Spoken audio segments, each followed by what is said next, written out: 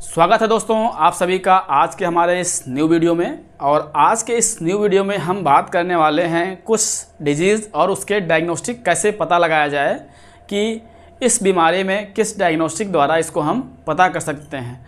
तो बिना देर किए हुए शुरू करते हैं, क्योंकि ये इम्पोर्टेंट है सभी पैरामेडिकल स्टूडेंट्स के लिए और सभी नर्सिंग स्टूडेंट्स के लिए। बहुत ही ये इम्पोर्टेंट टॉपिक है आपके एग्ज़ाम के लिए भी और आपके क्लास के लिए भी। ठीक है, तो आज का टाइप्स हमारा क्या है, टाइप्स ऑफ डिजीज़, मतलब कि बीमारियों के प्रकार और दियर डायग्नोस्टिक्स, मतलब उनकी डायग्नोस्टिक कैसे बनाई जाए या फिर किस जांच के द्वारा पता चलता है कि कौन सी डिजीज़ है। सबसे पहले हम बात कर रहे हैं एक बीमारी जिसको कहते हैं ट्यूबरकुलोसिस। ठीक है, यह एक बैक्टीरियल डिजीज़ है। ठीक है, तो इसके बारे में अगर इसको पता करना है तो हमें कौन सा टेस्ट कराते हैं, मॉन्टेक्स टेस्ट। ठीक है, मॉन्टेक्स टेस्ट ये हमारा क्या होता है, मॉन्टेक्स टेस्ट।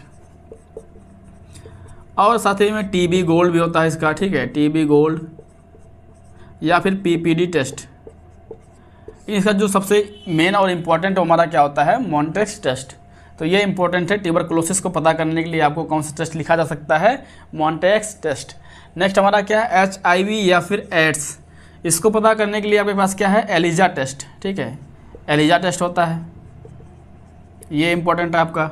ठीक है, आपका एलिजा टेस्ट। अगर आपको किसी को पता करना है कि HIV या फिर एड्स आपका पता करना है तो क्या कराते हैं, एलिजा टेस्ट। कभी कभी होता क्या है, जो रिपोर्टें आती हैं HBsAg या HIV या HCV, ठीक है, ये तीनों कहते हैं नॉन रिएक्टिव। नॉन रिएक्टिव, ठीक है, नॉन रिएक्टिव मतलब है कि नेगेटिव है, लेकिन कन्फर्मेशन टेस्ट के लिए आपको क्या कराना होगा, HIV के लिए आपको एलिजा टेस्ट करना पड़ता है। ठीक है, एलिजा टेस्ट का हमारा कन्फर्मेटिव टेस्ट है। नेक्स्ट की बात करते हैं मलेरिया। किसी मरीज को मलेरिया है कि नहीं है, कैसे पता लगाया जाएगा, तो रैपिड डायग्नोस्टिक टेस्ट या फिर card test, rapid diagnostic test. इसके लिए रैपिड डायग्नोस्टिक टेस्ट या फिर कार्ड टेस्ट करा जाता है। ठीक है, उसके बाद टाइफाइड। टाइफाइड के लिए आम है आपको विडाल टेस्ट, या फिर इसके लिए आप क्या करते हैं, विडाल टेस्ट कराते हैं। ठीक है, नेक्स्ट आपका क्या है, डायबिटिक्स। मरीज को शुगर की मरीज है या नहीं है उसका कैसे पता लगेगा, तो उसके लिए कराते हैं क्या, HbA1c। ठीक है, HbA1c जिसका बढ़ा हुआ है HbA1c, ये हमारा टेस्ट किस लिए होता है, आपका डायबिटिक्स के लिए। ठीक है, किसी को पता लगाना है कि ये पेशेंट हमारा डायबिटिक है या फिर नहीं है, तो उस केसेस में हम क्या करते हैं, आपका HbA1c टेस्ट कराते हैं। दूसरा था आपका हार्ट अटैक। मरीज को हार्ट अटैक हुआ है या नहीं हुआ है, कैसे पता लगेगा, इसके लिए आप कराते हैं ECG। ठीक है, ECG कराते हैं, इलेक्ट्रोकार्डियोग्राम। ठीक है, या फिर 2D इको। ये टेस्ट के द्वारा आपको पता लग जाएगा कि पेशेंट को MI या फिर मायोकार्डियल इन्फ्रैक्शन या फिर हार्ट अटैक हुआ है कि नहीं। नेक्स्ट हमारा क्या है, ब्रेस्ट कैंसर। अगर जो आम है इस समय लेडीज़ों में बहुत देखने को मिलता है, तो कैसे पता लगाएंगे कि ब्रेस्ट कैंसर है या फिर नहीं, तो उसके लिए हम क्या करते हैं, मेमोग्राफी। तो ब्रेस्ट कैंसर के लिए हम क्या कराएंगे, मेमोग्राफी। ये एक टेस्ट होता है मेमोग्राफी, जिससे पता लगता है कि आपका ब्रेस्ट कैंसर है या फिर नहीं। अब बात आती है लंग्स कैंसर पता करने के लिए क्या करना होगा। ठीक है, अगर किसी को पता लगाना है कि लंग्स कैंसर हो गया है, तो लंग्स कैंसर में आपका क्या जाता है, बायोप्सी जाती है। लंग्स का थोड़ा सा पार्ट ले करके बायोप्सी के लिए भेजाता है, जिसको क्या कहते हैं, बायोप्सी करा जाता है।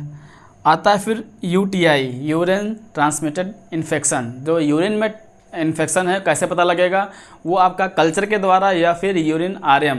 ठीक है, रूटीन माइक्रोस्कोपी जो टेस्ट होता है, यूरिन RM। ठीक है, या फिर आपका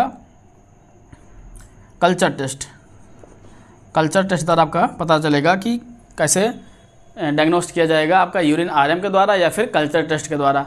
अगला आता है आपका जॉइंडिस। जॉइंडिस कैसे पता लगाएंगे आप, मरीज को जॉइंडिस है या फिर नहीं है, इसमें आप क्या करेंगे, बिलुब्रिन टेस्ट कराएंगे। ठीक है,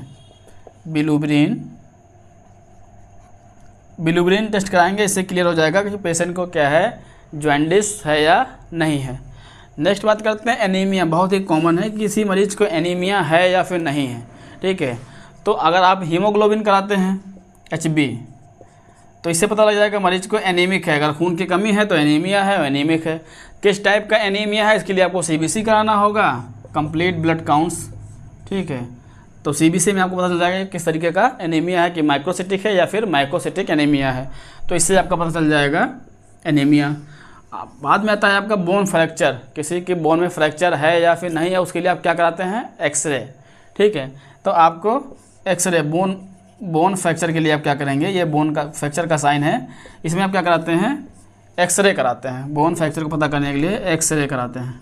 ठीक है, तो ये कुछ बीमारियां थी, ठीक है, और उनको पता लगाने के लिए कुछ डायग्नोस्टिक्स थे जो हमने आपको बताया है, जो आपको नर्सिंग के लाइन में या फिर पैरामेडिकल के लाइन में आपको बराबर देखने को मिलता है। तो कैसा लगा हमारा वीडियो कमेंट्स करके ज़रूर बताइएगा। और किसी डिजीज़ के बारे में जानकारी करना है तो हमसे कमेंट करके ज़रूर पूछिए। बहुत बहुत धन्यवाद, थैंक यू।